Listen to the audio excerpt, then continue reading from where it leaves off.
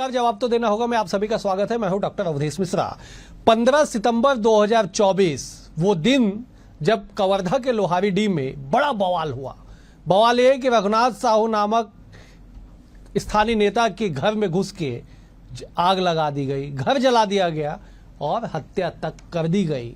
कहा यह गया कि कचरू साहू शिव प्रसाद नामक एक व्यक्ति के हत्या के आरोप में ये तमाम घटनाएं घटी। बड़ी घटना घटी, लॉ एंड ऑर्डर की स्थिति बनी। लगभग 167 लोगों के खिलाफ एफआईआर दर्ज किया गया और यह कहा गया कि कचरू साहू ने आत्महत्या की, लोगों ने भड़काया। लेकिन एक माह बाद बालाघाट पुलिस की रिपोर्ट आती है और मामले पे 4 आरोपियों को गिरफ्तार किया जाता है। किस मामले पे? कचरू साहू को मार के लटकाने के मामले पे। अब इस मामले के बाद सूबे की सियासत में मानो फिर से एक भूचाल सा आ गया है। कांग्रेस जो पहले दिन से इसे मुद्दा बना रही है, एक बार फिर से कांग्रेस 21 अक्टूबर को कवर्धा में बड़ा आंदोलन करने जा रही है। आज इसी विषय पर चर्चा करेंगे, तमाम पहलुओं को जानेंगे, समझेंगे। लेकिन उससे पहले देख लीजिए ये खास रिपोर्ट।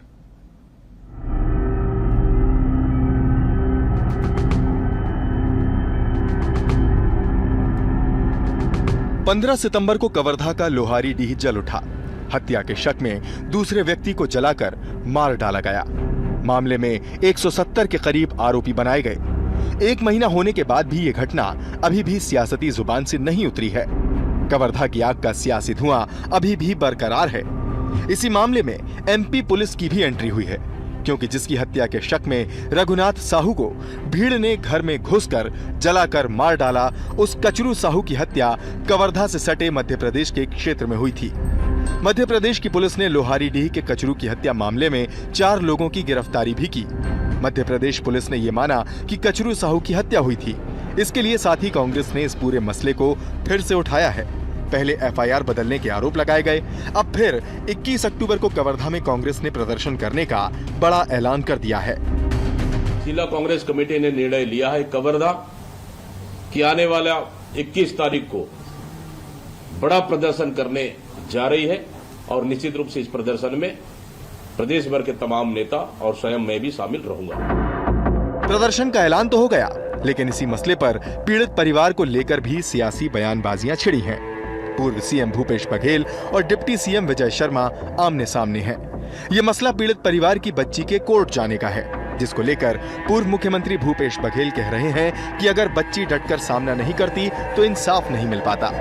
वहीं इस मसले पर डिप्टी सीएम विजय शर्मा भी तीखा पलटवार कर रहे हैं। डिप्टी सीएम का कहना है कि यहीं पर भूपेश बघेल जी गलत कह रहे हैं।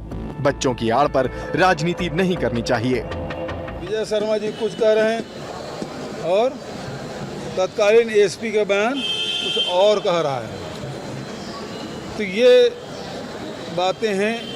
वैसे भी तत्कालीन एसपी जब बैगा जनजाति की हत्या हुई थी तब भी इन्होंने उसे आत्महत्या करार दिया था।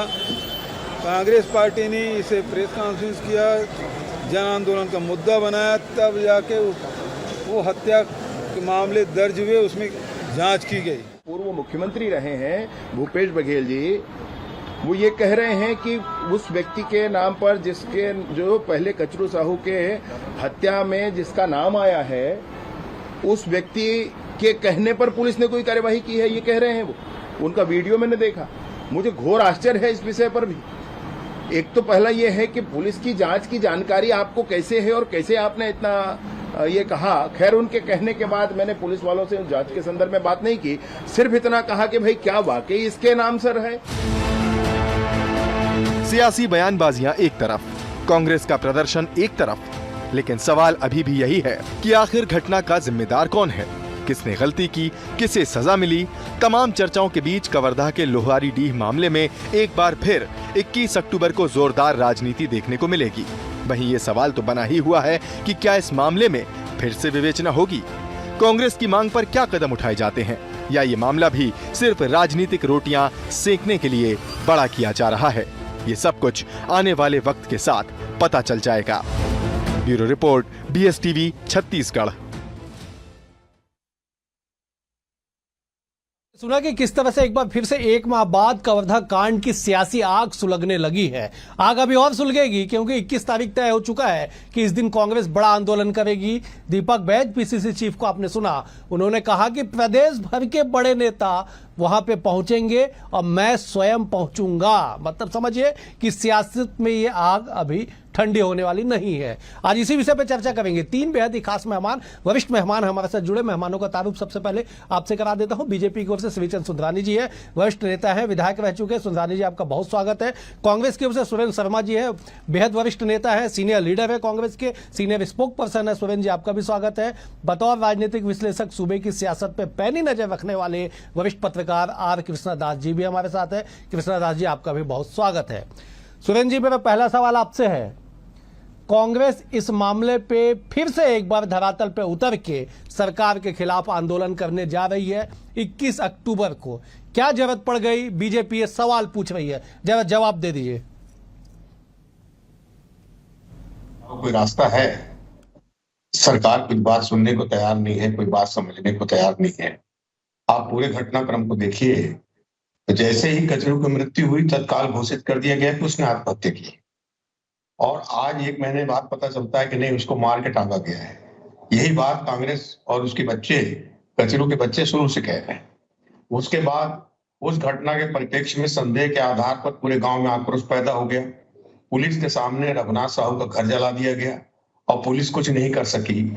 उसको उसके सामने, पुलिस के सामने मार डाला गया, पुलिस कुछ नहीं कर सकी। इसके बाद वहां पर 167 लोगों के खिलाफ FIR दर्ज होता है। प्रशांत साहू की कस्टडी में मौत हो जाती है और पुलिस हाथ पर हाथ धरे बैठी है। सरकार के पास बयानबाजी के अलावा कुछ है नहीं। अवधेश जी, दरअसल में कांग्रेस जो है सिर्फ आलोचना नहीं कर रही है, कांग्रेस चिंतित है इस छत्तीसगढ़ के फिजा में जो वातावरण बन रहा है। आप याद कीजिए, बलौदाबाजार के बाद कवर्धा और कवर्धा के बाद सूरजपुर और आज वहां अंबिकापुर में आदिवासियों के ऊपर भी लाठीचार्ज किया गया है। लगातार एक हताशा की स्थिति है, लगातार एक अराजकता की स्थिति है। शासन और प्रशासन के बीच में तालमेल का अभाव है। छत्तीसगढ़ की जनता चिंतित है, परेशान है, दुखी है, भयभीत है। ऐसी स्थिति में कांग्रेस विपक्ष में है, अपनी जिम्मेदारी पूरा नहीं करेगी तो क्या करेगी, ये मैं आपसे जानना चाहता हूँ। ठीक है सुरेंद्र जी, मैं लौटूंगा आपके पास। सुंदरानी जी मौजूद है। सुंदरानी जी, सुरेंद्र जी ने बेहद गंभीरता से 2 लाइन जो उन्होंने कहा कि कांग्रेस सियासत नहीं कर रही है, प्रदेश को लेकर चिंतित है। 3-4 घटनाओं का जिक्र किया है सुरेंद्र जी ने। जरा जवाब दीजिए कि कांग्रेस की चिंता जायज है या नहीं है? लॉ एंड ऑर्डर को लेकर लगातार सवाल उठ रहा है। सुंदरानी जी। आदरणीय सुरेंद्र शर्मा जी को मैं सुन रहा था। डॉक्टर साहब, अवधेश जी, कांग्रेस को कोई चिंता करने की जरूरत नहीं। कांग्रेस को राजनीति करनी है, चिंता नहीं कर रही है। राजनीतिक रोटियां सेकना चाहती है इस घटना पे, जबकि वास्तविकता यह है कि कचरू साहू की हत्या का मामला बड़ा गंभीर मामला है। निश्चित रूप से इस प्रकार की घटना प्रदेश में नहीं होनी चाहिए, मैं इस बात का समर्थक हूं। कहीं न कहीं प्रशासन की बात अगर हम करें तो आरोपियों को पकड़ा गया है। सरकार ने जिलाधीश को हटाया, जिला पुलिस अधीक्षक को हटाया, कार्रवाई की, अपराधियों को पकड़ा, मामला दर्ज हुआ और लगातार उस मामले में जो भी संभव है, अगर कांग्रेस पार्टी के पास इसके अलावा कोई सबूत है, देना चाहिए प्रशासन को। अगर वो हितैषी है, इस घटना की जांच की चाहते हैं, इस घटना में दोषी लोग दंडित तो चाहते हैं, इसके अलावा भी कोई इनके पास नाम है तो देना चाहिए। पुलिस कार्रवाई करने के लिए तत्पर बैठी हुई है और सरकार क्या करती, जितना कर सकती थी सब किया है। जिलाधीश का हट जाना, SP का हट जाना और फिर 4 लोग आरोपियों का पकड़ा जाना, इस बात का सबूत है कि भारतीय जनता पार्टी की विष्णुदेव साय की सरकार निश्चित रूप से गंभीरता पूर्वक अपराधियों पे कड़ी कार्रवाई कर रही। दूसरी ओर आदरणीय सुरेंद्र शर्मा जी बलौदाबाजार की बात कर रहे हैं, सूरजपुर की बात कर रहे हैं। मैं पूछना चाहता हूं, सूरजपुर की घटना और बलौदाबाजार की घटना में किसका हाथ था? कांग्रेस पार्टी के नेताओं का। आज देवेंद्र यादव लंबे समय से जेल में है, तो कहीं न कहीं अदालत भी ये मान रही है कि कहीं उनका उसमें हाथ है। तभी तो ने इतना समय तक जमानत न मिलना ये साबित करता है कि कहीं न कहीं देवेंद्र यादव जी का उसमें नाम है। सूरजपुर में NUSI के पदाधिकारी गिरफ्तार हो जाते हैं, जिलाध्यक्ष गिरफ्तार हो जाता है। कहीं न कहीं ये साफ हो जाता है कि कांग्रेस प्रदेश में अराजकता की स्थिति निर्मित करना चाहती है, राजनीतिक रोटियां सेकना चाहती है। मैं लौटूंगा आपके साथ। आपके बयान को मैं आगे बढ़ा देता हूं। कोट करके कह रहा हूं, बीजेपी के प्रदेश अध्यक्ष ने कहा कि कांग्रेस पार्टी सरकार को अस्थिर करने का षड्यंत्र रच रही है, लेकिन यह षड्यंत्र चलेगा नहीं, ये किरण सिंहदेव ने कहा है। मैंने कोट करके कह दिया। मैं लौटूंगा आपके पास। मैं जब कृष्णा दास जी के पास जाके समझना चाहता हूं, कृष्णा दास जी जब दर्शकों को समझा दीजिएगा कि सूबे की सियासत में हलचल मचना, एक मामले को लेकर 2 बार बड़ा आंदोलन करना, और 21 अक्टूबर को कांग्रेस ने जब ऐलान कर दिया कि साहब बड़ा आंदोलन हम करेंगे, तो इसका असर क्या होगा, जरा एक बार दर्शकों को समझा दीजिए कृष्णा दास जी। अवधेश जी, मैं सुरेंद्र भैया ने जो बात कही, बहुत गंभीर बात कही। उनने जो कहा कि हम विपक्ष में हैं और विपक्ष का हम दायित्व निर्वहन कर रहे हैं, ये वास्तव में एक बहुत गंभीर मुद्दा है। सभी की चिंता है। अगर लॉ एंड ऑर्डर का इशू आ रहा है तो वो सबके लिए चिंता का विषय है, और कांग्रेस विपक्ष में है, कांग्रेस को आंदोलन करना चाहिए। मुझे सिर्फ एक ही चीज को थोड़ा लेके आश्चर्य है कि इसकी टाइमिंग को लेके, इस आंदोलन की जो रूपरेखा तय की गई है या इसका जो टाइमिंग है, वो टाइमिंग क्यों मैच कर रहा है? ऐसी क्या परिस्थिति अभी निर्मित हो गई कि कांग्रेस को सड़क में आना पड़ रहा है और आंदोलन करना पड़ रहा है? अच्छी बात है, लॉ एंड ऑर्डर को लेकर अगर कांग्रेस विपक्ष के नेता हैं, चिंतित हैं, तो ये हमारे प्रदेश के लिए एक अच्छी ही बात है, अच्छी परंपरा है। लेकिन कहीं मुझे लगता है अवधेश जी की प्रदेश की कुछ दूसरी घटनाएं हैं जिसमें कुछ कांग्रेसी नेताओं का भी इन्वॉल्वमेंट सामने आया है। कहीं ये मुद्दों से भटकाने का एक प्रयास तो नहीं है? अगर ये है तो ये गंभीर बात है। अगर कांग्रेस सिंसियरली अगर आंदोलन कर रही है तो मुझे लगता है कि ये कांग्रेस उसके लिए बधाई की पात्र है। लेकिन अगर ये डाइवर्ट करने का इशू है कि एक बहुत गंभीर घटना प्रदेश में हुई है, लॉ एंड ऑर्डर का वो भी एक चुनौती था, अगर वो कहीं ना कहीं से इस घटना के साथ में जुड़ा है और ये डाइवर्ट करने के अगर प्रयास है, तो मुझे लगता है कि ये सोचने का विषय है। क्योंकि जो भी लोग हैं उनको लेके, ये टाइमिंग को लेके थोड़ा सा एक कंफ्यूजन है कि आखिर ऐसी क्या परिस्थिति अभी निर्मित हो गई कि कांग्रेस को ये आंदोलन करना पड़ रहा है। जी अवधेश। ठीक है सुरेंद्र जी, बात तो बिल्कुल सही है कि सूरजपुर में एनएसयूआई का जिला अध्यक्ष गिरफ्तार हो जाता है। वो जिला अध्यक्ष जिसकी 2 साल पहले से जब नियुक्ति होती है तो तात्कालिक कांग्रेस के जिला अध्यक्ष पत्र लिख के तात्कालिक पीसीसी चीफ मोहन मरकाम को कहते हैं कि साहब इसके खिलाफ तो पहले से 10 मामले दर्ज है, इसे जिला अध्यक्ष बना दिया गया। खैर, उस विषय को छोड़ देते हैं। टाइमिंग को लेकर सवाल उठ रहा है, चर्चाएं हो रही है कि कांग्रेस क्या दूसरे मुद्दे से, देवेंद्र यादव वाला मुद्दा हो या फिर एनएसयूआई वाला मुद्दा हो, जिला अध्यक्ष वाला मुद्दा हो, उसको थोड़ा डाउन करने के लिए यहां पे पॉलिटिकल स्टैंड ले रही है। सुरेंद्र जी, आप बेहद सुलझे हुए और वरिष्ठ नेता हैं, जरा एक बार बताइए जरा। अवधेश जी, सबसे पहले मैं बलौदाबाजार की बात करता हूँ। बलौदाबाजार में काम भारतीय जनता पार्टी की सरकार ने हमारे 3-4 कांग्रेस के नेताओं को गिरफ्तार किया है। और कुछ लोगों को मैं निजी तौर पे जानता हूं जो कि वहां पर उपस्थित ही नहीं थे।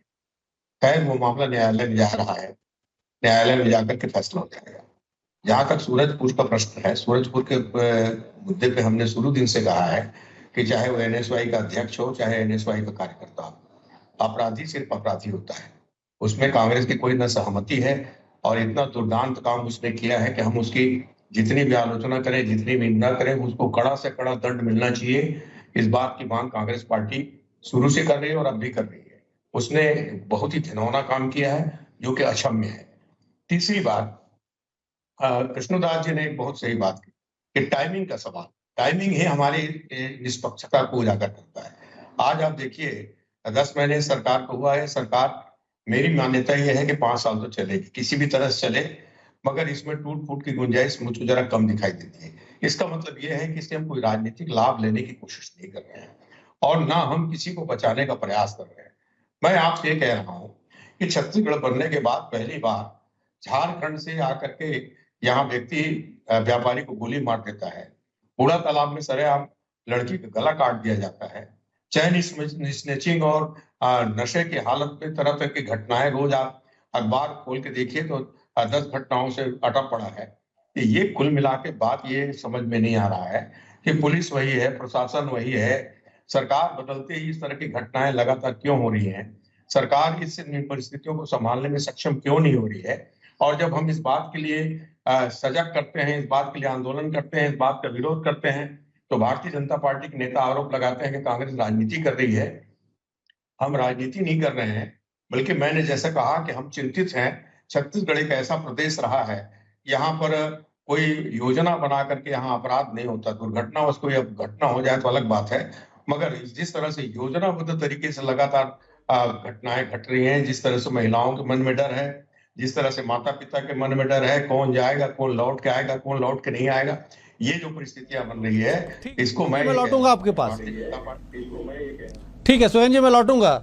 दरअसल इसीलिए आपको बेहद सुलझा हुआ नेता माना जाता है। मैं आपको साधुवाद देता हूं सुरेंद्र जी कि आपने इस बात को स्वीकार किया कि चाहे एनएसयूआई का ही पदाधिकारी क्यों ना हो, कड़ी से कड़ी कार्रवाई होनी चाहिए। दुर्भाग्य है सुरेंद्र जी, आप ही के पार्टी के एक वरिष्ठ नेता कहते हैं कि ये तो बदले की भावना से की गई कार्रवाई है। खैर, उस विषय पे आज नहीं जाते हैं, इस पे काफी डिबेट हो चुका। मैं लौटूंगा आपके पास। सुंदरानी जी, सुरेंद्र जी ने बेहद गंभीरता से एक बात कही साहब कि केवल सरकार का चेहरा बदला है, अधिकारी वही है, तंत्र वही है, सब कुछ वही है, अपराध कैसे बढ़ गए? जरा जवाब दीजिए आप इस पे।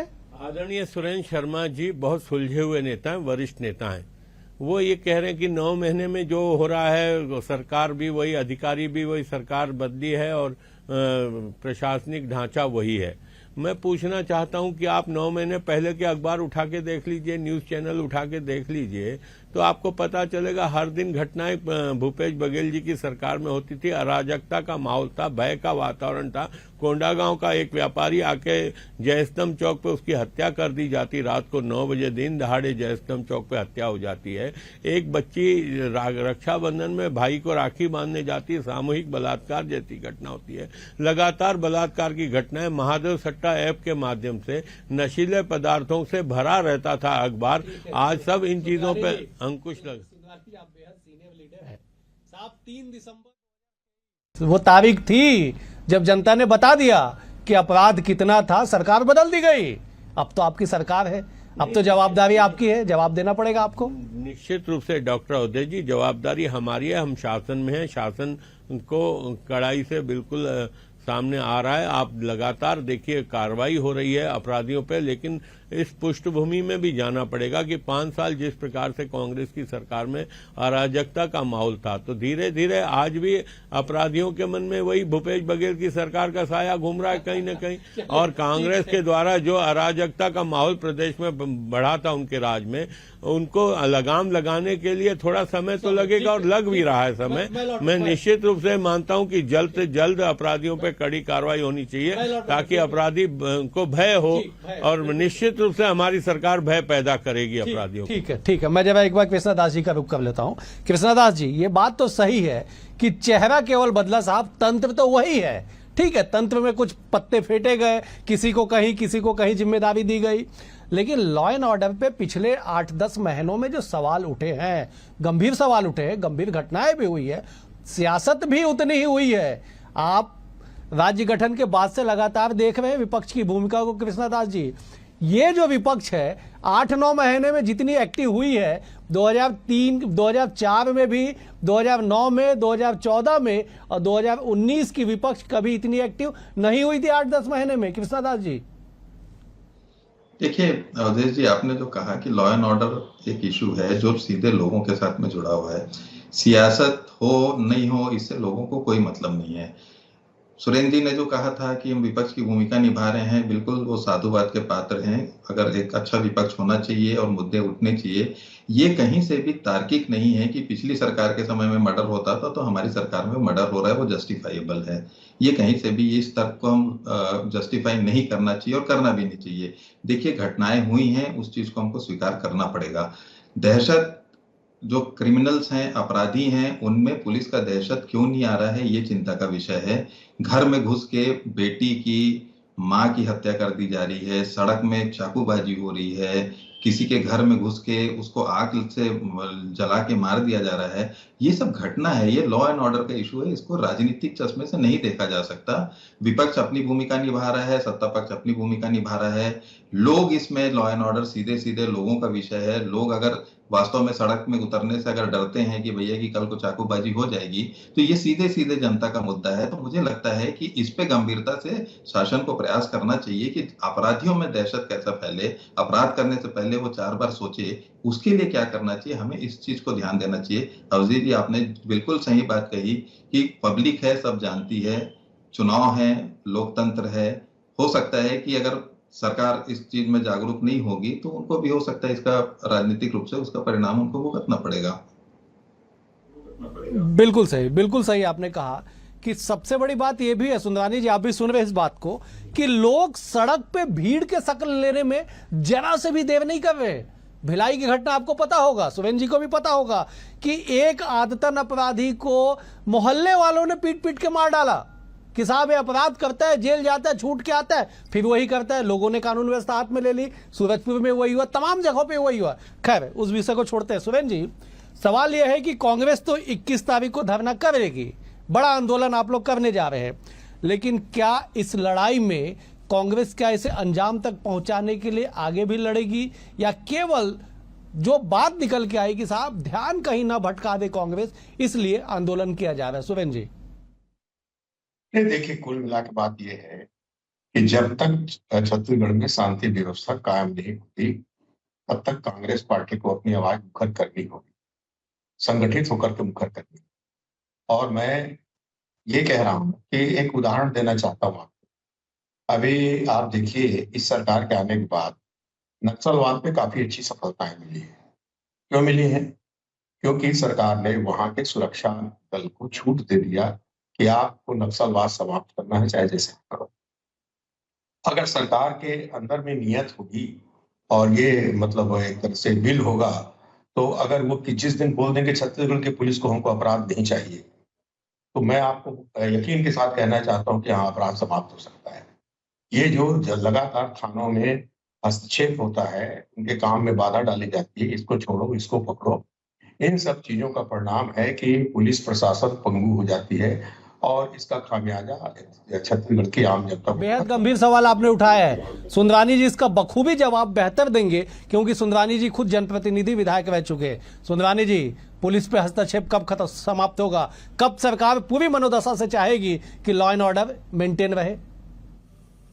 डॉक्टर अवधेश जी या आदरणीय सुरेंद्र शर्मा जी, आप बता दें, भारतीय जनता पार्टी की सरकार या भारतीय जनता पार्टी से कोई नेताओं ने पुलिस के ऊपर दबाव बनाया, किसी अपराधी को छोड़ने की बात की, किसी अपराधी को बचाने की बात की? ऐसा एक भी उदाहरण? ये तो सब कांग्रेस के इतिहास में होता रहा है। कांग्रेस ही अपराधियों को बचाते रहे, कांग्रेस शासन में अपराधियों को बचाया गया, लेकिन भारतीय जनता पार्टी की सरकार में किसी अपराधी को नेता बचाएं ऐसा एक भी उदाहरण प्रदेश में नहीं होगा और आगे भी नहीं होगा। पूरे 5 साल की सरकार है, 5 साल ये बात सुनने में नहीं आएगी कि किसी नेता ने किसी अपराधी को छुड़ाने के लिए पहुंचा। आपने सुरेंद्र शर्मा जी बोला, नक्सलवाद को सफाया करने में यही हमारे गृह मंत्री की योजना सफल हो रही है। आज नक्सलवाद समाप्त होने की दिशा में आगे बढ़ रहा है। एक भी घटना 9 महीने में न होना और लगातार नक्सली मारे जाएं, आत्मसमर्पण करें, गिरफ्तार हो जाएं। धन्यवाद देता हूं। हर आदमी तारीफ कर रहा है इस घटना की, इस बात की। आदरणीय सुरेंद्र शर्मा जी ने पार्टी लाइन से ऊपर उठ के इस बात को स्वीकार किया कि हमारी सरकार ने नक्सलवाद पे कहीं न कहीं अंकुश लगाने में कामयाबी, और 2026 आने दीजिए, पूरी तरह से छत्तीसगढ़ नक्सल से मुक्त होगा। लॉ एंड ऑर्डर भी देखना पड़ेगा सुंदरानी जी, केवल नक्सलवाद से काम नहीं चलेगा। जवाबदारियों को हम अपनी तरफ समझते हैं। सुंदरानी जी, आम जनता की रक्षा कीजिए, बहनों की रक्षा कीजिए, बच्चों की रक्षा कीजिए, गांव बस्ती में रहने वाले लोगों की रक्षा कीजिए, व्यापारियों की रक्षा कीजिए। इनको किसके हवाले करेंगे? इसको क्या करेंगे? इसको ऐसी या उनको मजबूर करेंगे कि वो कानून अपने हाथ में ले? करना पड़ेगा। ठीक है, ठीक है सुरेंद्र जी, मैं लौटूंगा आपके पास। कृष्णदास जी, फाइनल कमेंट आपका संक्षेप में चाहूंगा। क्या सियासत, लॉ एंड ऑर्डर, इन दोनों को अलग अलग कर दिया जाए तो प्रदेश में शांति स्थापित हो जाएगी? क्या कहता है आपका अनुभव कृष्णदास जी?